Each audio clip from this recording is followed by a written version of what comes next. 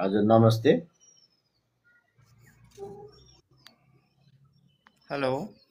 हजुर सुन्दैछु, हजुर प्रश्न राख्नु होला नि।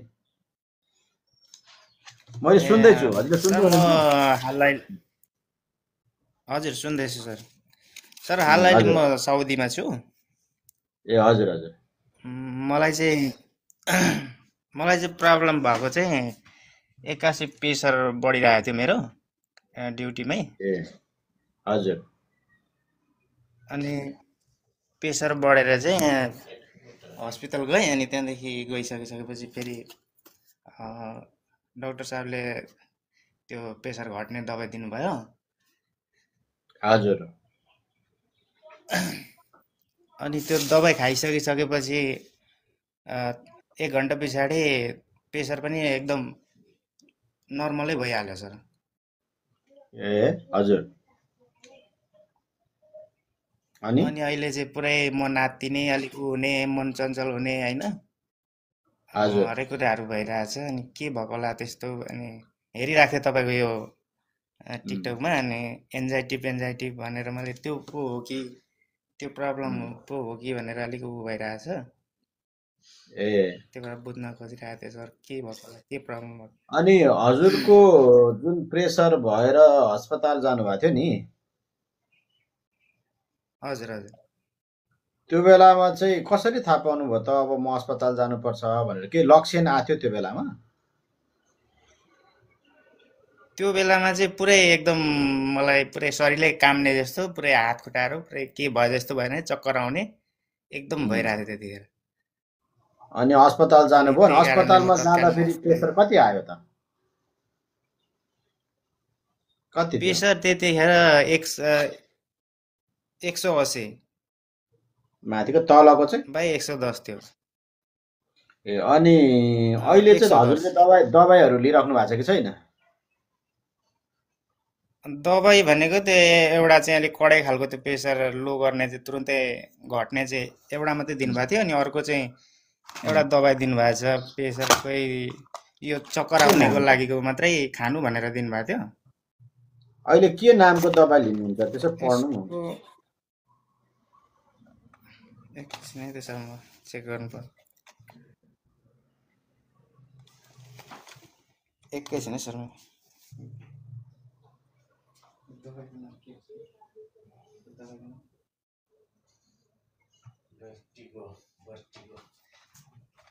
सर यो बर्तिगो भन्ने, बर्तिगो ए कति एमजीको बेटिगो, छ भन्नु त?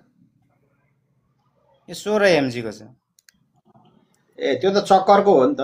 त्यो त हजुर हजुर। तपाईँको यही चक्कर लाग्यो भने यो खानु भन्नुभएको थियो। त्यो अनि बिटा मैले पनि हिस्टिन भन्ने दबाई हो। हजुर हजुर। त्यसको भित्र केमिकल चाहिँ बिटा हिस्टिन भन्ने हुन्छ। त्यो चाहिँ 16 एमजीको आउँछ क्या, त्यो चक्करको हो। प्रेसरको चाहिँ त्यहाँ छैन? प्रेसरको त दिनु भएन। प्रेसरको चाहिँ त्यही एउटा मात्रै दिनुभएको थियो, त्यो तुरुन्तै 1 घन्टा पछाडि कम भइहाल्यो प्रेसर। ए अनि आजभोलि चाहिँ के छ त प्रेसर?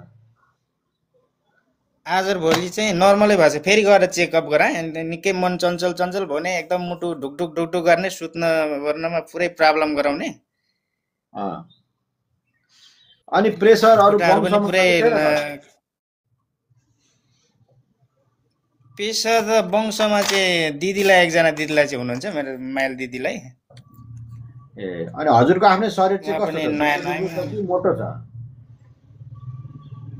मेरो दुब्लै छ। दुब्लो त अहिले त दुब्लो अलिक घटी पनि सक्यो। यो प्रेसरको हुँदाखेरि बा टेन्सनले हो कि केले हो, अलिक घट्यो भने 2-4 केजी घटिसक्यो। तर अब एक दुईवटा कुराहरू हजुरले क्लियर भएर बस्नुपर्छ। हजुर सर। त्यो कुरा चाहिँ के क्लियर हुनु पर्यो भने, पहिला प्रेसर भनेको, प्रेसर कसरी नाप्ने भन्ने कुरामा चाहिँ हजुरले पहिला क्लियर हुनु पर्यो। प्रेसर चाहिँ मान्छेको मन शान्त भएको बेलामा, होइन, कुनै तनाव नभएको बेलामा, होइन, आराम भएको बेलामा नाप्दाखेरि जब त प्रेसर नापिन्छ, त्यो बेलामा चाहिँ 140 माथिको र तलको 90 भन्दा बढी आयो र फेरि 1 हप्ता पछाडि नाप्दा पनि त्यस्तै खालको आयो भने चाहिँ बल्ल प्रेसर रोगी भन्ने हो। कुनै पनि मान्छे चाहिँ आत्तिएको बेलामा, डराएको बेलामा चाहिँ प्रेसर हाई हुनु भनेको चाहिँ त्यो प्रेसर रोगले होइन कि त्यो आत्तिएर मात्रै भएको हो। त्यही भएर चाहिँ हजुर हजुरले सर तपाईँलाई जुन त्यो छटपट्टि लागे जस्तो हुने डर लागे जस्तो हुने भएर तपाईँ जानुभयो। अब त्यो लक्षण चाहिँ हजुर फेरि हजुर सर प्रेसरको होइन, किनकि प्रेसरको सामान्यतः कुनै लक्षण हुँदैन तपाईँका, होइन?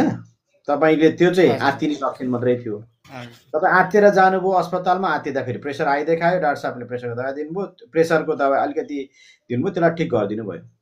त्यो कारणले गर्दाखेरि चाहिँ हजुरको लक्षण हजुर सर बुझ्दाखेरि चाहिँ हजुरलाई प्रेसर रोग सुरु भइसकेको जस्तो लागेको छैन।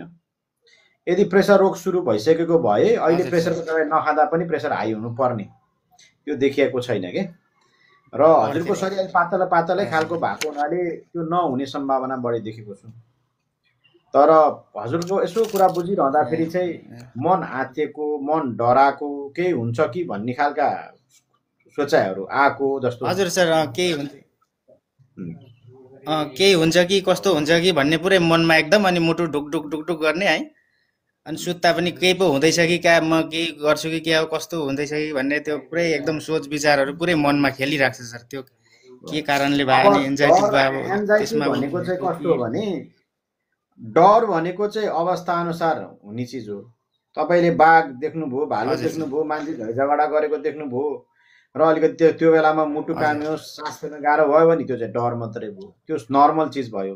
हजुर तर अब अवस्था केही पनि छैन। दिमागले नाना थरीको कुरा खेलाएर भोलि हुने भविष्यको बारे चाहिँ चिन्ता गरेर मलाई केही भइहाल्छ कि भन्ने खालको कुरालाई चाहिँ गरेर जुन एक किसिमको डर आफै शरीरमा पैदा हुन्छ नि, त्यसलाई चाहिँ हामी हजुर सर एन्जाइटी भन्छौँ कि। त्यही भएर हजुरलाई केही न केही हिसाबको एउटा मन आत्तिने बिमारी जस्तो चाहिँ देखिया छ।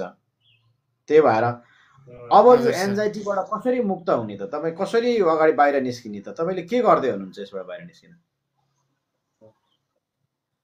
म त अहिले यसमा त के ड्युटी गर्ने जाने गर्दैछु, त्यही पनि अलिक अप्ठ्यारो अप्ठ्यारो हुने, एकदम हात खुट्टाहरूमा काम गर्दाखेरि पहिलाको जस्तो नहुने, अलिक पावर काम गर्दाखेरि पावरै नलाग्ने, अलिक त्यस्तो खालको अरू प्रब्लम बेला बेलामा हुन्छ। त्यहाँदेखि बेला बेलामा फेरि एकदम नर्मलै छु म, ठिकै छ भन्ने जस्तो पनि हुन्छ। हो, त्यो के एन्जाइटीको कारणले भएको होला बेलामा भनेर यहाँ चाहिँ एन्जाइटी व्यवस्थापन गर्ने भनेको चाहिँ सबैभन्दा पहिलो कुरा चाहिँ हजुरलाई खुसी लाग्ने चिजहरू गर्दै जाने हो, डर लाग्ने कुराहरू हजुर सर हटाउँदै जाने हो।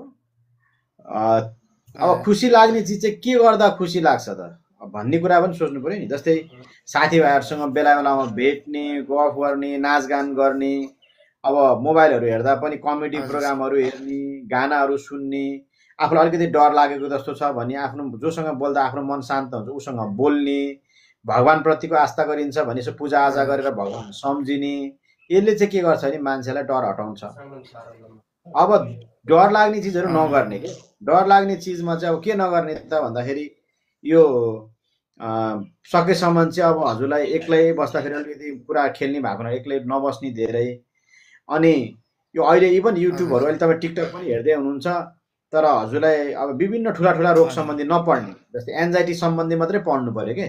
तपाईँले हार्ट एट्याकको लक्षण के हो, हजुर तपाईँको पक्षघातको लक्षण के हो, किडनीको लक्षण के हो भनेर पढ्न थाल्नुभयो भने मलाई पनि यो पो भइसकेको छ कि भन्ने डरहरू आउँछन्। त्यसमा ठुला ठुला रोगहरू सम्बन्धी नपढ्ने, हजुर सर हजुरलाई जे रोग लागेको त्यो सम्बन्धी मात्रै भिडियोहरू हेरे पनि। जस्तै अहिले एन्जाइटीको के हो, एन्जाइटीलाई कसरी व्यवस्थापन गर्ने भन्ने खालका भिडियोहरू हेर्दै जानुभयो भने तपाईँको एन्जाइटी घट्दै जान्छ। त्यो नहेरेर फेरि यता हार्ट एट्याकको लक्षण के यस्तो भन्न थाल्यो भने तपाईँलाई फेरि मलाई हार्ट एट्याक हुन्छ क्या हो भन्ने खालको आउँछन्। त्यही भएर यो मोबाइलहरूको प्रयोग पनि अलिकति बुद्धिमानी ढङ्गले गर्नु पर्यो तपाईँले, त्यो आवश्यक देखिन्छ। हजुर हजुर सर अनि समय निकालेर अहिले म त्यस्तो कुनै अब मोबाइल हेर्न पनि हजुर सर अहिले मोबाइल हेर्नलाई पनि म त्यति हेर्न पनि हेर्दिनँ, चाँडै नै सुत्ने ओर्ने यताउता पनि गर्छु, त्यही राम्रो हो। अनि पहिलाको जस्तो अब यस्तो अलिअलि तमाखु समाखु पनि खाइन्थ्यो, यस्तो सुर्ती खैनी यताउता खाइन्थ्यो, त्यो पनि बन्द गरिदिए पुरै सबै केही खाना छोडिहाले। त्यो राम्रो। अनि अब कुनै बेला हजुरलाई प्यानिक अलिक एट्याक मन नताल्या यो प्यानिक एट्याक भनेको चाहिँ डर एकदम धेरै हुने। तपाईँलाई अस्ति जुन भयो नि एकदमै भन्ने भयो भने त्यस्तो बेलामा चाहिँ लामो लामो सास लिने, डिप ब्रिदिङ एक्सर्साइज भन्छ। नाकबाट हजुर सर लामो सास लिने, एकछिन रोक्ने अनि मुखबाट हजुर सर यसरी लामो लामो सास लियो भने के हुन्छ नि श्वास प्रश्वासद्वारा पनि तपाईँको आत्तिने बिमारीलाई कम गर्न सकिन्छ।